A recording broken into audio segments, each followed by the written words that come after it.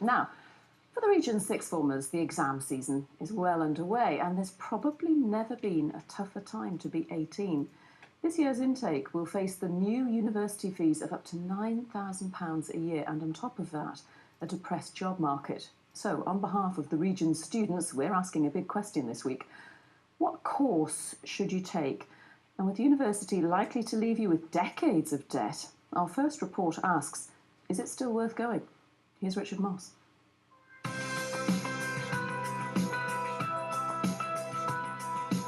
18 is one of those crucial turning points in life.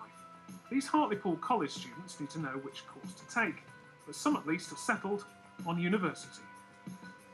Yes, I know it's a lot of debt to have on your shoulders for all those years, but it's just something you have to really invest in your own, and plus I'll be earning 3 times the amount if I get a degree, and I'll go into a degree job, so it's basically motivation to go to university and get a good degree and everything. It's a bit scary at first. I mean, it's a lot of debt to take on, but the schemes they've got in place seem quite, fair, so I don't think it'll be a problem once I've got a good job.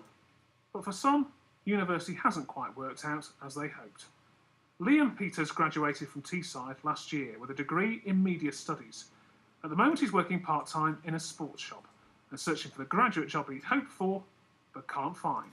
I've gained a lot of knowledge to help me in the media industry, but while I was at university I didn't gain enough experience, so now that I've graduated I'm finding it hard to pick up a paid job. I'm having to volunteer places to get that experience. For others though, university has been a success. John also did a media course, but he now has his own video production business in Sunderland, employing 3 staff. And he might be able to help other graduates too. He's working with North East universities to produce online CVs to help students make an impact. How do you differentiate yourself between them other 250 applications? And with this, it's by putting your personality into the job application, so to speak. And the benefits for the employer, because you can search and sift through effectively that stack of 250 to do your long list within seconds as opposed to hours. And the good news is that the stats suggest if you do get a job, a degree does pay. If you've got no qualifications at all, on average you're on £6.93 an hour. That goes up to £10 if you get A-levels, and it goes up to over £16 with the degree. So as you have better qualifications, your earnings improve at an early rate. If you think life's going to be tough as a graduate, try being a non-graduate. If you look at the employment rates of graduates against non-graduates, much more likely to be in work. The unemployment rate for non-graduates is about 3 times that of graduates. Universities transform lives. And here's one man whose life was definitely transformed. Melvin Bragg was the first in his working class family to go to university, going from school in Wigton to college in Oxford.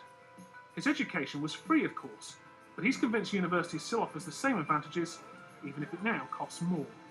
University opened up a world to me that would have been totally impossible if I'd stayed in Wigton in Cumbria.